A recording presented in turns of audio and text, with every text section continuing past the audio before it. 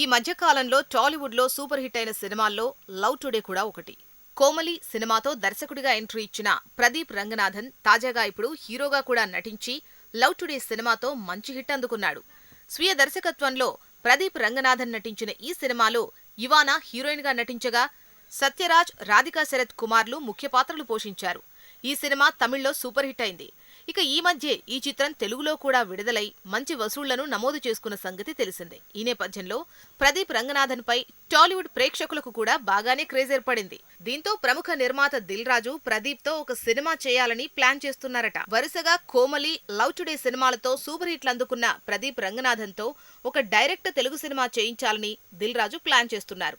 అంతేకాకుండా యువ హీరో విజయ్ దేవరకొండతో కూడా దిల్ రాజు ఎప్పటినుంచో సినిమా చేయాలని అనుకుంటున్నారు. కానీ కుదరటం లేదు. ఈ నేపథ్యంలో దిల్ రాజు విజయ్ దేవరకొండ మరియు ప్రదీప్ రంగనాథన్లతో ఒక మల్టీ స్టారర్ సినిమా చేస్తే బాగుంటుందని అనుకుంటున్నారట. మరి అది ఎంతవరకు వర్కౌట్ అవుతుందో వేచి చూడాలి. మరోవైపు విజయ్ దేవరకొండ ప్రస్తుతం శివ నిర్వాణ దర్శకత్వంలో ఖుషి అనే సినిమాతో బిజీగా ఉన్నారు.